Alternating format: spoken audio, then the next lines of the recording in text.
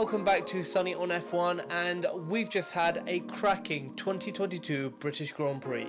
It's probably been one of the most exciting British Grand Prix that I have ever seen. So let's break it down and get into qualifying.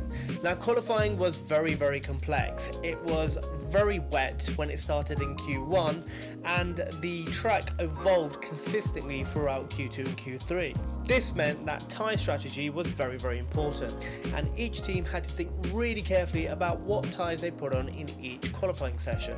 So it was raining really heavily, then it started to dry out, and then it started to rain again. Basically, as the cars drive along the racing line, they dry out the track quicker, and the last person to get a lap time in, because the track is drier, the faster they go, the quicker their lap time will be, which is what made the qualifying session so exciting. And this is exactly what allowed Carlos Sainz to get onto pole position, followed by Max Verstappen, and then his biggest competitor, Charles Leclerc. Now, race day. Race day at the British Grand Prix was phenomenal. The race started at 3 PM local time at Silverstone Racing Circuit in Milton Keynes. The circuit itself is 5.8 kilometers long, and the Grand Prix has 52 laps. And it is also one of the fastest racing tracks on the Formula 1 calendar. Now, this has got to be one of the most exciting British Grand Prix I've ever seen. Now usually I'm at the track itself. This time I could not make it, so the FOMO really kicked in. It would have been an incredibly exciting race to be at. So let's go through and give you a breakdown of what happened. Lap 1 kicked off with 5 red lights going out and Ferrari getting a poor start. And this is where the drama unfolds. There was a massive incident on the straight just before turn 1, involving George Russell, Alex Albon, Sebastian Vettel, Zhou Guanyu and Pierre Gasly. The incident basically saw George Russell and Zhou Guanyu closing in on Pierre Gasly, and Pierre Gasly's front tyre hitting Zhou Guanyu's back tyre, causing him to flip upside down and for him to slide all the way across into the barriers and flipping multiple times until he hit the circuit fence itself. Here we go. The British Grand Prix for 2022 about to get underway. The engine notes rise, the lights go out, it is blast off, and a good start made by Carlos Sainz, but an even better one by Max Verstappen on the inside line to grab the race.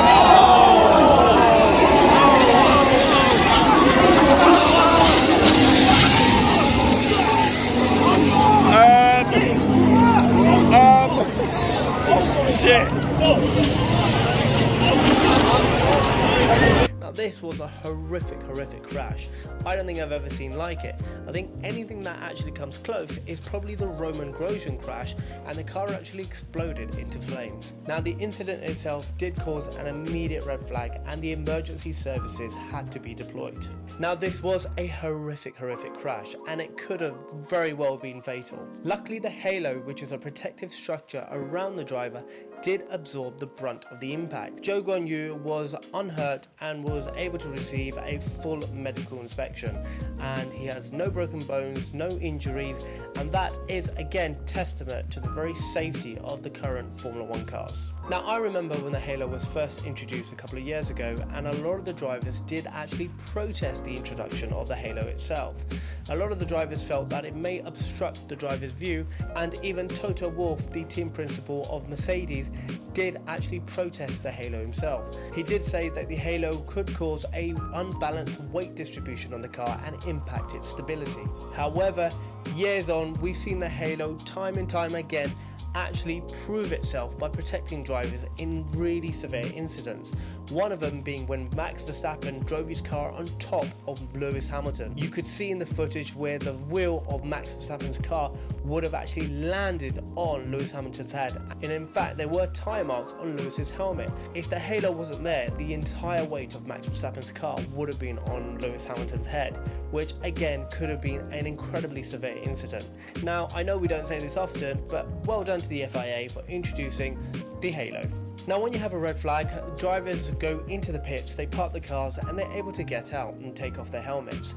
The engineers are also able to work on the cars and do whatever they like, so it is in fact like a free pit stop. Now almost after an hour, we saw the race restarted from a standing start, where Carlos Sainz took the lead very quickly and Perez managed to clip his front wing, causing him to go into the pits to get it changed. Now, after taking the lead from Max Verstappen on the restart, Carlos Sainz lost the lead after going off the track. However, Max Verstappen very quickly experienced issues with his car.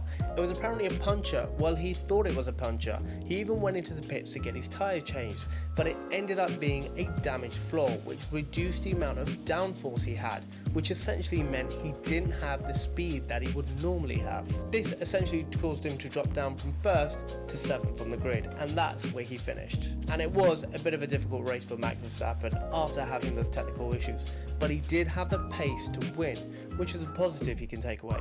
Now, Ferrari are a competitive team, but they have been really hit and miss with their strategy. After a bit of back and forth with Carlos Sainz, Charles Leclerc was showing better race pace. Therefore, at lap 31, the Ferrari team initiated team orders, asking Carlos Sainz to give the place to Charles Leclerc, putting him in front and putting Carlos Sainz in 2nd place. So we then had an incident with Ocon where he had issues with his car. He stopped the car on the national pit straight.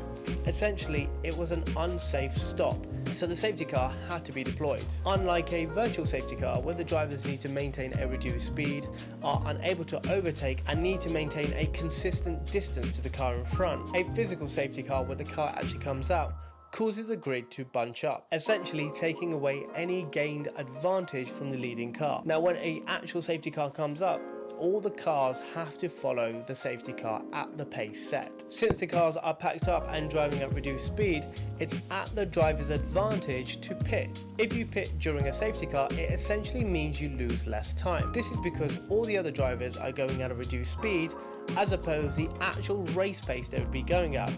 So while you're in the pits, they're travelling at a slower speed. With Leclerc out front during the safety car with tyres which are 16 laps older and on the hard compound, Hamilton and Sainz pitted during the safety car, allowing them to change their tyres to softs. The soft compound essentially gives you more grip, but you do get higher tyre degradation. Now, when you're in the latter stage of the race, it doesn't actually matter because you don't need to go the race distance.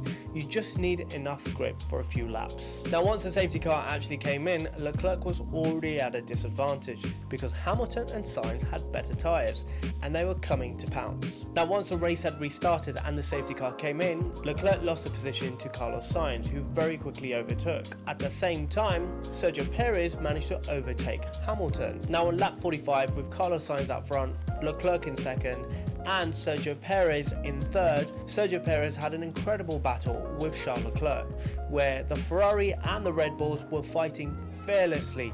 Now, while Charles Leclerc and Perez were having their battle, Hamilton saw an opportunity to pounce. He basically managed to slip in on the inside and overtake both of them, and it was basically a sensational overtake by Hamilton, and it saw the crowd go absolutely wild, and you could hear them over the noises of the cars themselves. But it was a short-lived overtake, which Sergio Perez managed to get back at him over the next turn. We then had an amazing battle for 3rd place between Charles Leclerc and Hamilton, with Hamilton with the advantage with the newer soft tyres and Leclerc on the old hard tyres with less grip. It wasn't difficult for Hamilton to overtake, putting him in 3rd place and giving him that final step on the podium. The race then concluded with Carlos Sainz taking his very first win in Formula 1. And it was a fantastic, well-deserved win. Although he started in pole, he finished in 1st place. There was an incredible story in between, and it was probably one of the best British Grand Prix I've ever seen. The British Grand Prix had a number of amazing battles, it had a safety car, it had a red flag, an incredible crash where the driver was totally okay, and an amazing capacity of over 400,000 fans. Next up, we're in Austria, the home of Red Bull Racing, which means Max Verstappen and Sergio Perez will have incredible amounts of support. Like, comment and subscribe for the next review of the Austrian Grand Prix.